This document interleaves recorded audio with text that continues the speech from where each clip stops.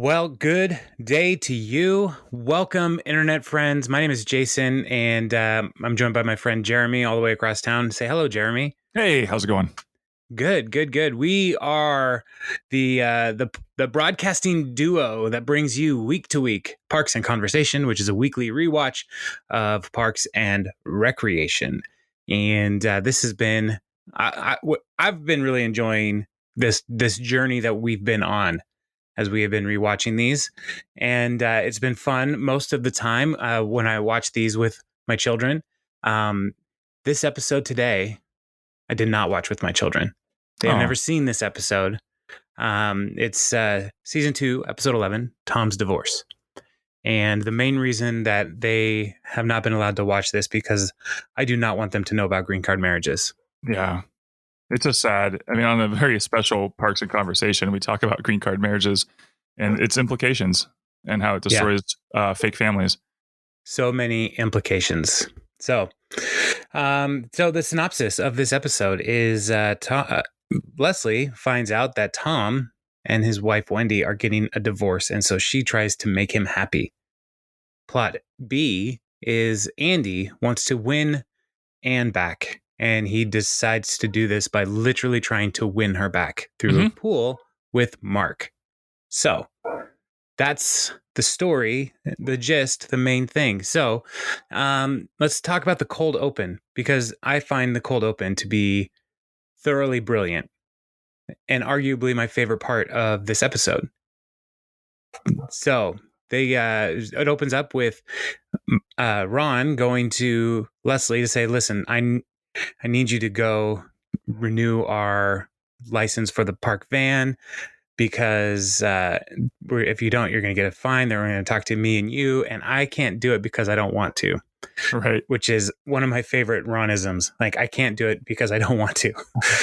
So, and Leslie is resistant. This is the first time that we've ever seen Leslie resistant to anything involving local government. And the reason is because the 4th floor of Pawnee City Hall is a depressing hellscape. Is that a good summation? Oh, yeah. Yeah. I want a whole entire show just about Pawnee's 4th floor. I think it'd be amazing. This city hall contains many spin-offs. Yeah. If we had Andy the Shoe Shinist, if we had the 4th floor, which could be even like a divorce court situation or like night court. Yeah. Because Night Court always had a bizarre cast of characters coming through as the criminals. Well, yeah, So, and the 4th floor had the DMV, divorce filing, and the probation offices. Yeah. So I mean, like right there, you've got 3. It's perfect. It's a perfect storm.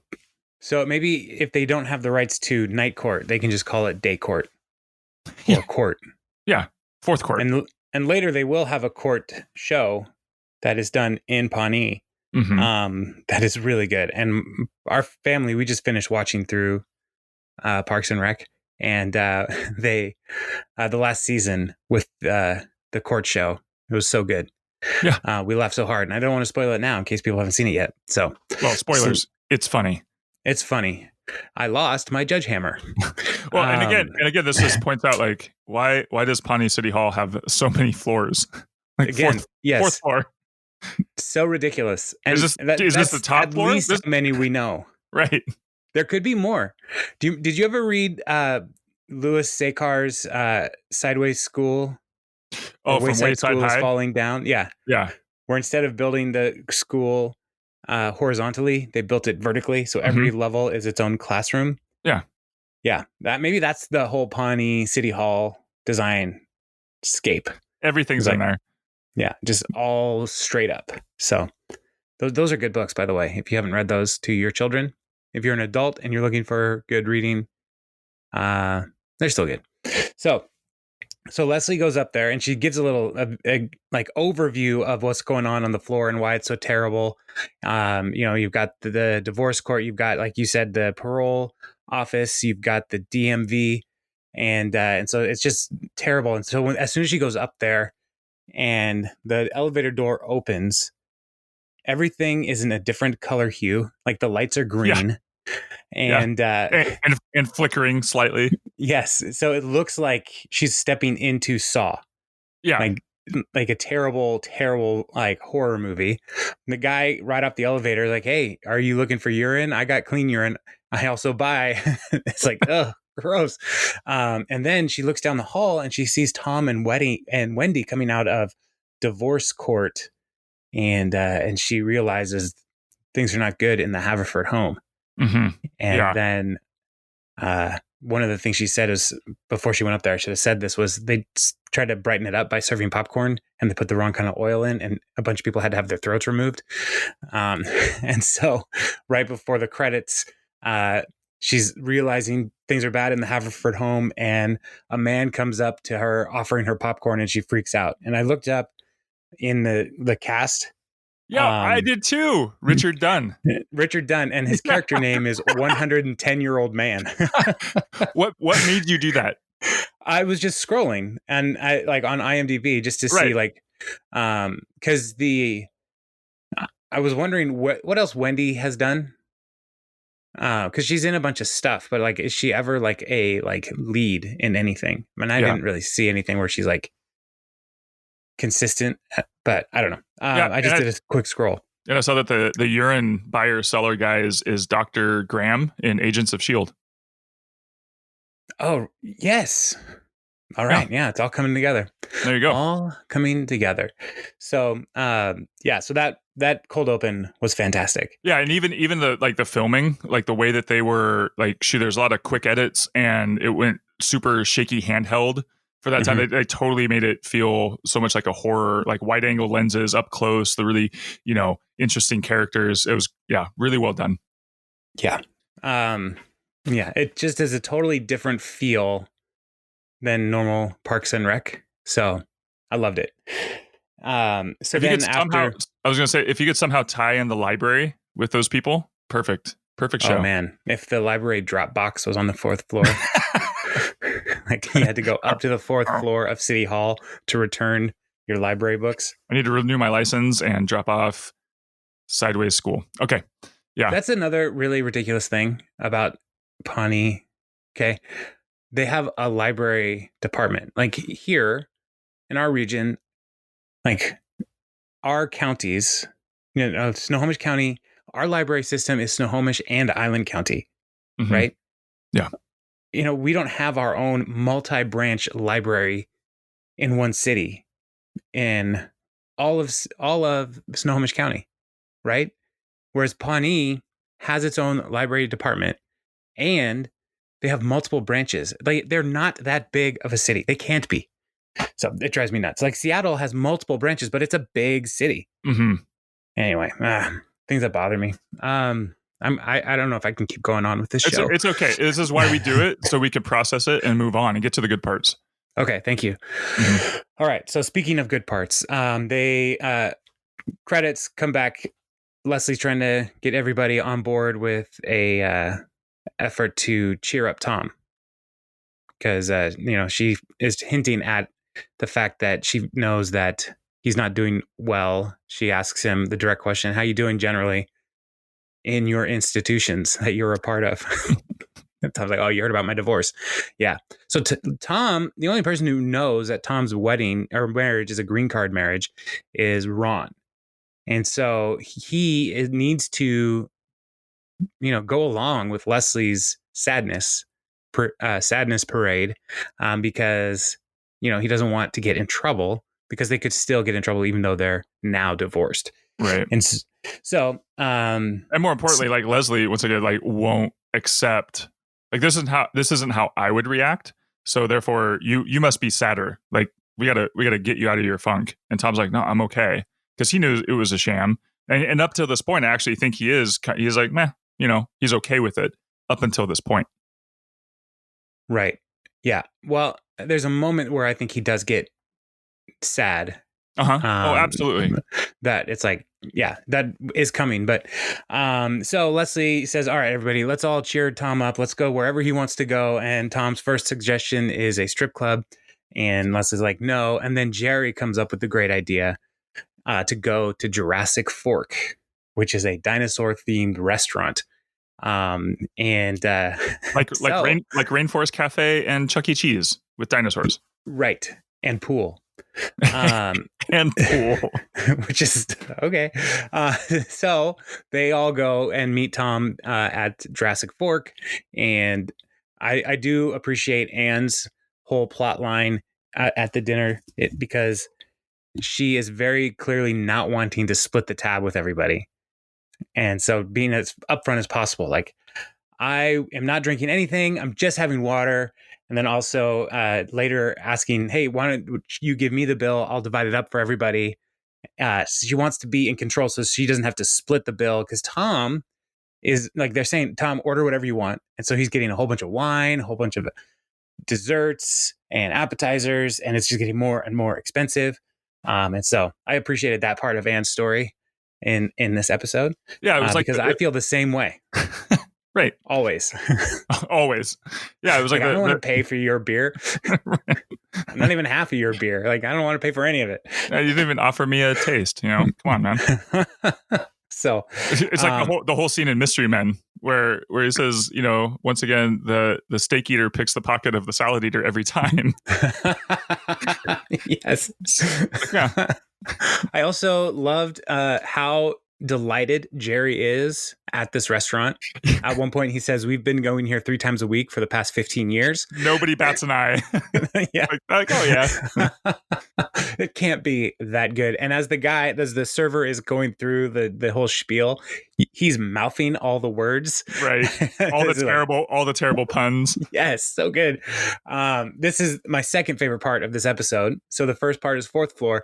Second favorite part is Jurassic Fork.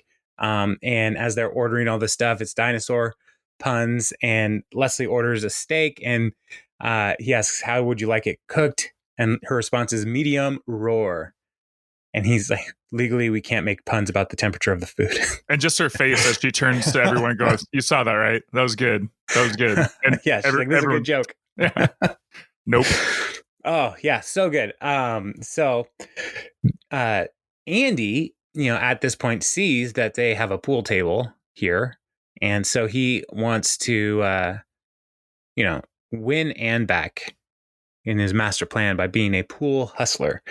And so he tries to get Mark to play in a friendly game of pool, put some money on it. So they do that. And so the first bet is $25. And then Andy's like, double or nothing. And so his first step was get the guy to play pool with you. Second step is lose to him to make you think you're not very good. And Andy said the second step is actually really easy because Mark is really good at pool. Right. Yeah. He's breaking the fourth wall. He's like talking to the documentary crew, talking about how like, I'm going to teach you how to hustle at pool. Right. Yeah. So it's a great Andy moment because he thinks he's got it all together. Sure. He understands the concept of it. The one thing he forgot is that he's not good at pool. Right. He's not going to be very good. And as it continues to go down the line, he ends up owing Mark $64,000. Yeah. Which means that he lost 9 games at double or nothing over and over again. So, oh, you did the math. I looked it up. Okay. So I no. There's no way I would. It's like using a calculator. Googling it is like using a calculator for math. It's the same thing. You know what is awesome is how you can just talk to your phone now. You don't even have to enter the number into the calculator. Like, I don't know the formula for find the area of this, right? Mm-hmm. Your phone can do that. Just holding, like having the lady in the tube or the lady in your phone just tell you what to do. It's great. Yeah. Technology. My teachers were so wrong. You're not going to have a calculator everywhere you go. Yeah, I am. I'm going to have more than a calculator everywhere I go. I'm going to also have all the encyclopedias, all of them. Yeah, I'm going to have the actual math teacher in my pocket. Yes. And I'm not going to pay attention in typing class because I'm just going to speak to text. And you're going to just have to deal with it, all the typos and no punctuation. And robots are going to steal my job. So, too far. Wait a second. That got dark. So then Leslie starts asking people to say one nice thing about Tom. And they do this like round table situation. Yes. And the first one's Jerry. And he says, I want your body. And then he explains it like in a nice way. He's like, no, like you're fit, like you can eat whatever you want. I'm really jealous because Jerry's kind of a bigger guy. And even after explaining it, Leslie's like, well, that was weird, Jerry. Right. Yeah. And I love April's response too. It was like, in your basement? Like, I want your body. But what, like in your basement? So yeah. And who else said something? I was making breakfast while watching this, so I didn't take very good notes. So I'll just tell you the straight up truth. Also, because this is one of my least favorite episodes, so I was trying to just get through it. Now we're getting right to it. Yeah. Yeah, Donna calls him her little prince, and he just wants to dress him up in a cape and fly him around, which I don't even know what that means. Even Tom's like, thanks, Donna. Yeah, but it seems like the way they set up their relationship in the future, you know, like Tom should not be surprised by this because of like Treat Yourself, right? You know, like which is coming up. Like they've been doing that for years. By the time we're actually introduced to Treat Yourself, and so it seems like Tom should know that Donna really likes him and like thinks of it as his little prince, her little prince. So yeah. So I'm lost again. Oh, it's okay. So then we go back to the pool, and he's up $64,000, and he's like, well, let's make one more. He's like, you don't have anything I want. And Mark says, you don't have anything I want. And Andy says, I have a t-shirt that I tackled Eddie Vedder in that's priceless. Right. Yeah. Now you're a Pearl Jam fan. Yeah, I am. How much would you pay for a shirt that somebody else tackled Eddie Vedder in? $0. That is priceless. That is not a price. So I've always had the thing, like, if I ever saw somebody famous, I don't think I would bother them. Because I wouldn't want to be bothered. Well, I don't want to be bothered in general. So I think that's it. I don't know. Yeah. Like, you like people say, oh, Dave Matthews is around Seattle sometimes, and you see Eddie Vedder and stuff like that. And it's like, he lives over here. I don't care. This is just a person trying to do their thing. Yeah. People got to live where they got to live. Yeah. Yeah. So anyway, so the bet goes up, and now Andy is basically, it's like, well, Mark's like, okay, if you want to bet something, if I win, then you don't owe me $64,000, but you got to stop bothering Ann and I.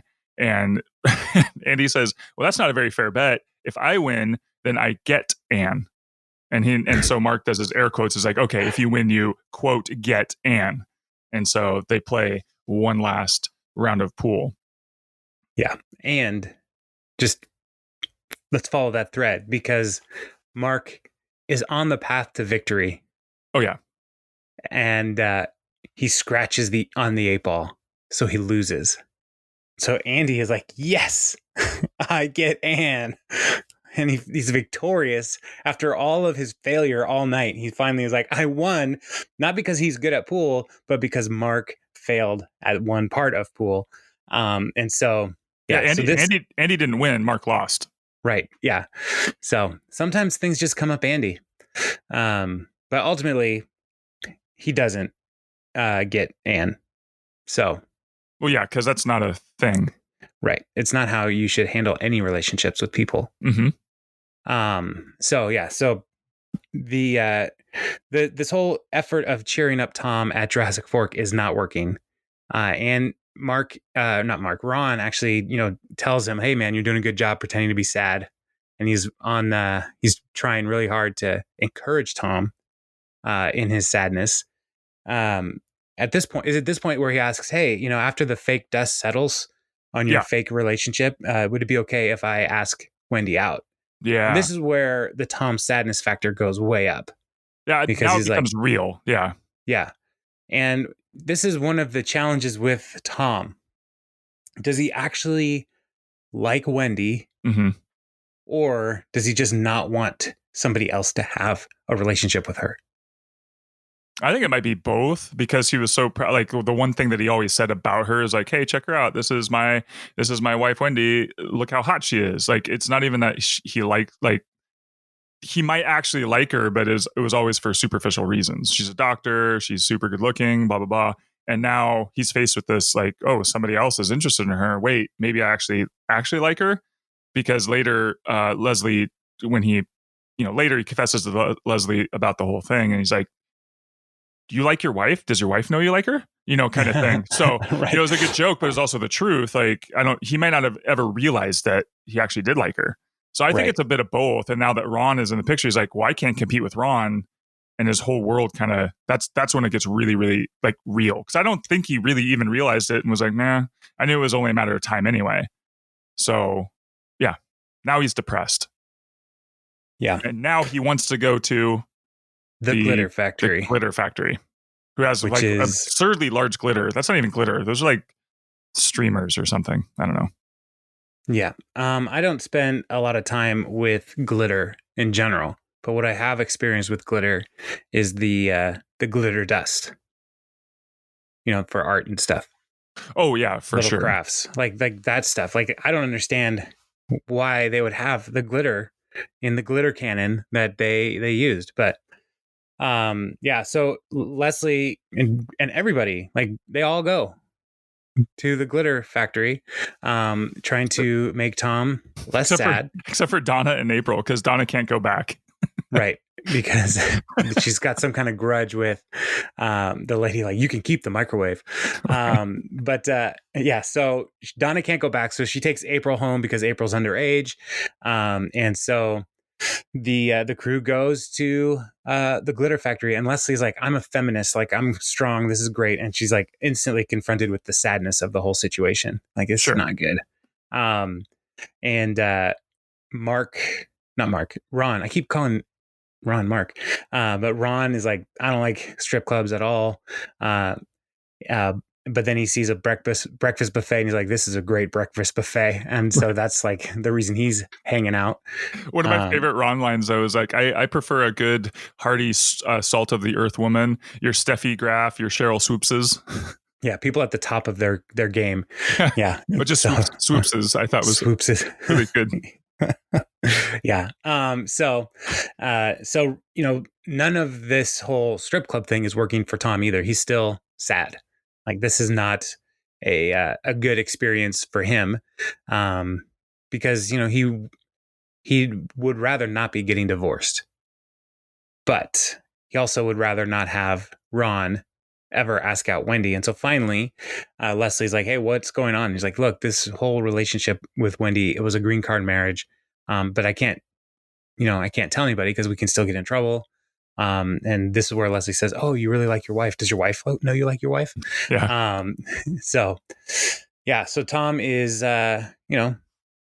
drinking and like burying his sorrows and all of that. And this is all happening at the saddest place on earth, the glitter factory. But right when he confesses, and then a glitter bomb goes off.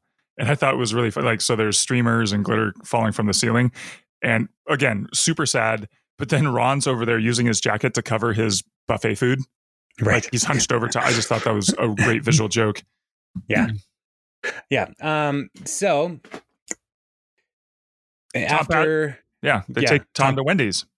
Right. Tom passes out, and Ron picks him up and carries him carries him home, and they bring him home to Wendy, and Wendy has already invited another person over.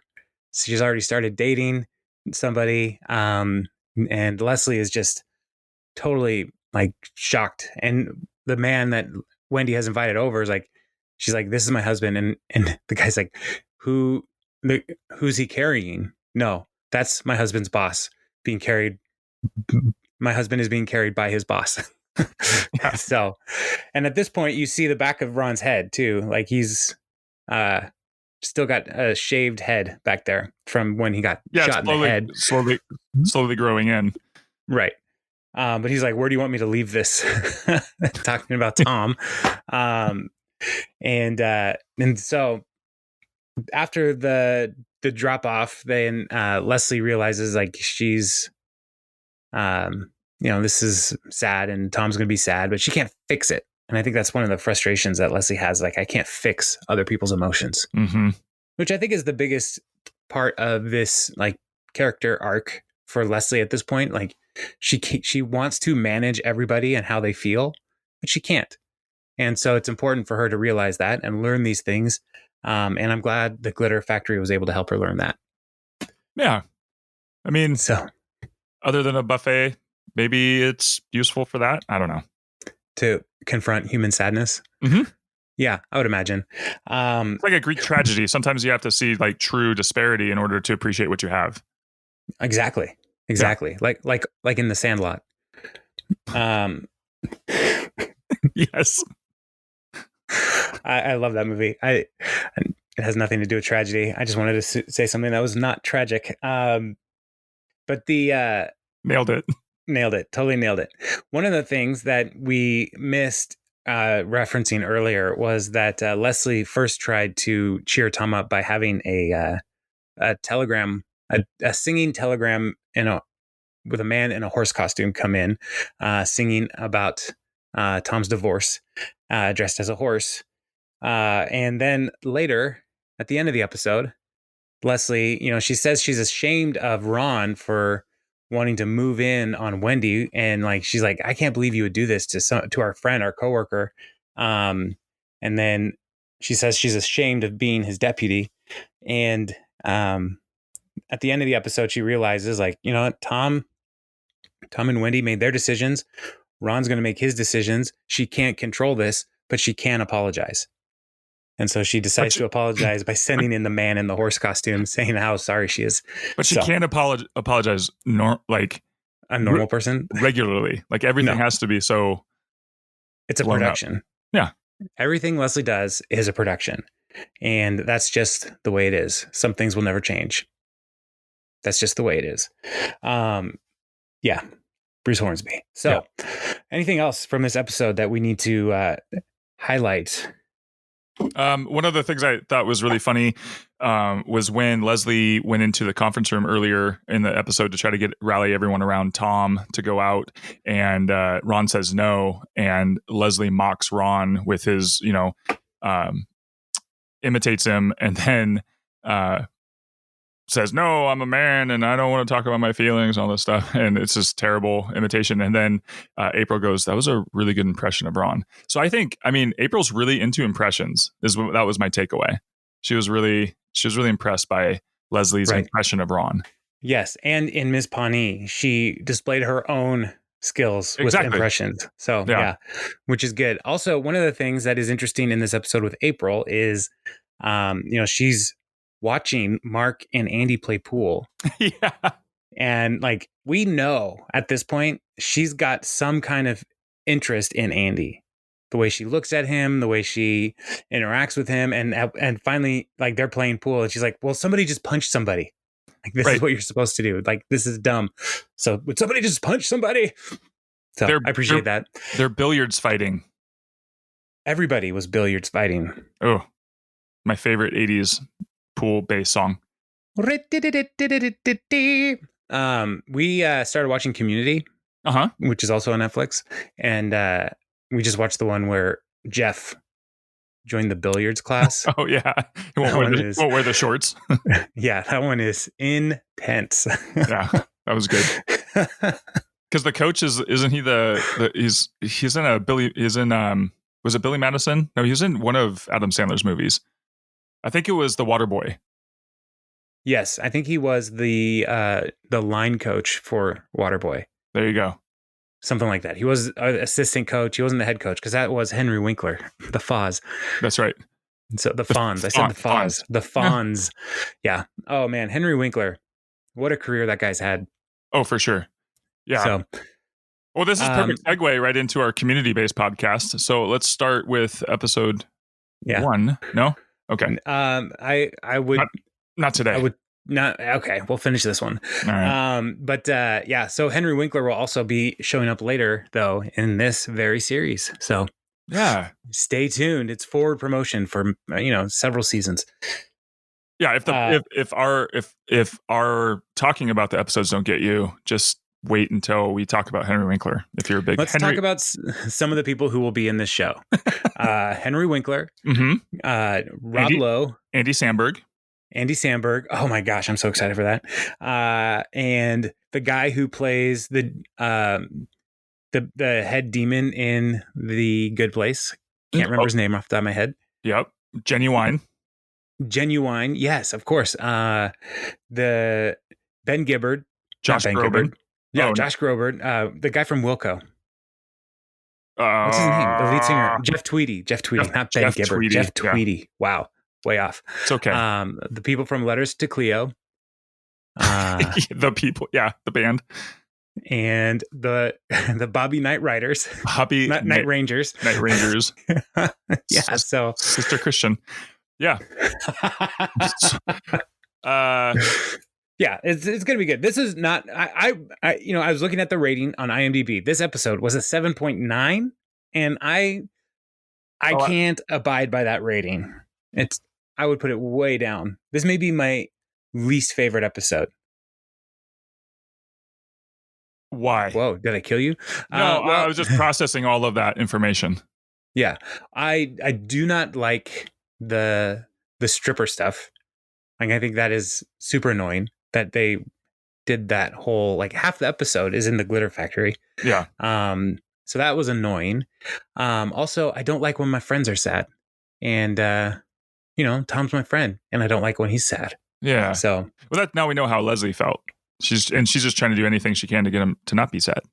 Yeah, and so she should do what I do and ignore it, like I do with this episode. I just skip it. Oh, I thought you ignore your friend's sadness. Like, you'll never know.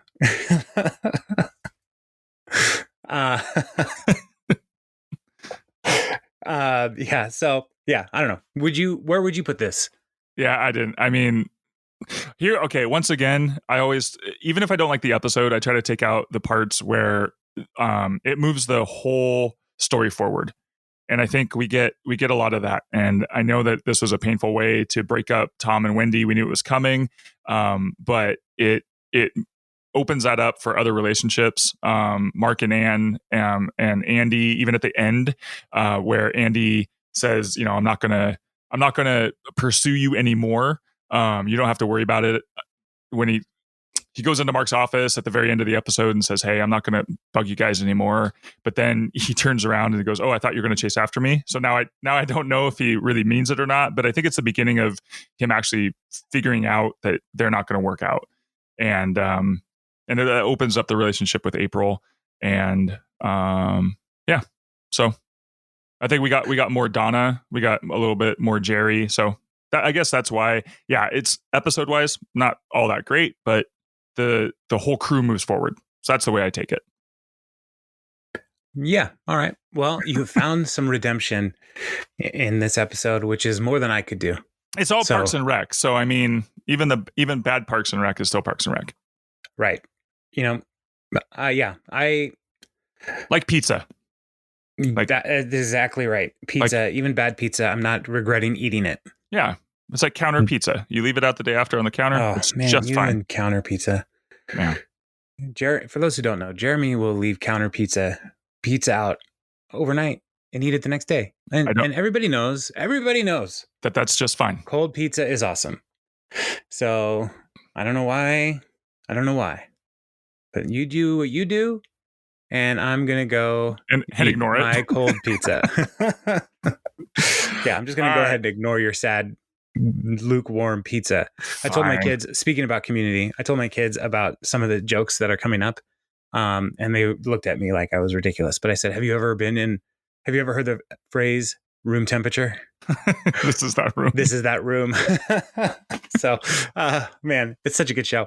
So, all right. Well, that's everything, I think, for this episode. I mean, there's a couple of mistakes and bloopers and stuff, trivia, like the back of Ron's head. I love the 110-year-old man, the horse, Horsey Graham. There was a lot of little fun things. Jurassic Fork. One of the things I do love about Parks and Recreation is their the writer's intentional punnery. And so this was great. Jurassic Fork, all dinosaur themed stuff. Very funny. Yeah. And I hate those kind of restaurants so much. Like, when I actually am in one, I'm like, oh, this is not where I want to be. It's so manufactured. Like, yeah. You will have fun here. It's like, no. I don't think so. Have you been to Rainforest Cafe? I have. I have children. So oh yeah. I've been to one. Mm-hmm. Oh, it was not an experience I ever want to do again. Yeah, the food's not great. The food's not great. And why would I want to eat in the rainforest? Well, because it has so many, insects. Distractions. Yeah. No, So many distractions to distract you from how terrible the food is. So many species of animals yet to be discovered, I think. I guess so. I don't know. Yeah. And it has a gift shop. It's a restaurant with a gift shop. So that is a key indicator. If you're going to a restaurant and they really just want to sell you merch, like somewhere the purpose has diverted from food. So even like Hard Rock Cafe, I remember wanting to go to the Hard Rock Cafe so bad. Yeah. And then I finally went to one and I was like, this is terrible. Right. What is the big deal here? And I realized it's the shirts. People just want to get the shirts. Yeah. And my very first Hard Rock Cafe shirt that I ever bought, though, was from the Bahamas. And what I learned later was the Hard Rock Cafe does not exist in the Bahamas.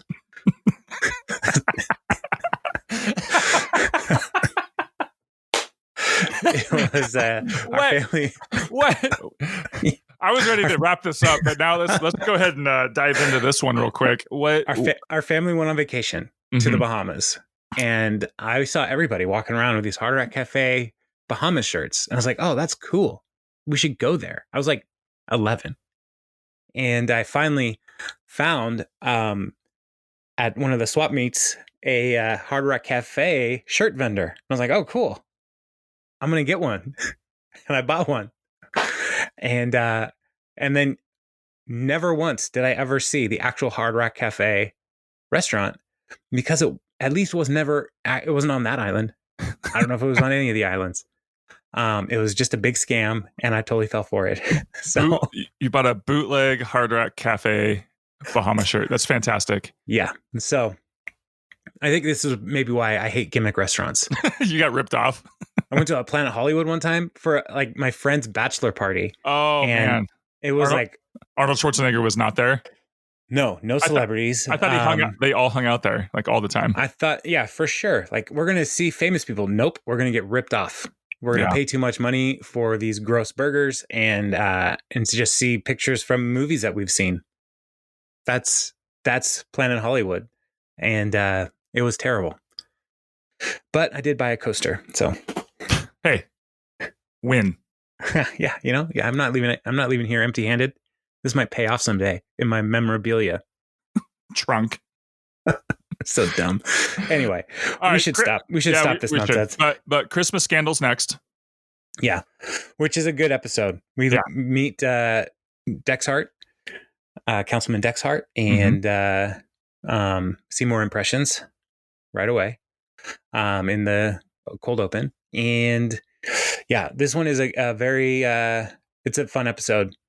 Just craziness of Pawnee. Like no small town has this level of drama. I would hope. I just can't believe it. But that's why they'll find a way. Yeah. That's right. So all right, cool, man. Well, I'll talk to you later. Sounds good. I'll talk to you later too. Bye.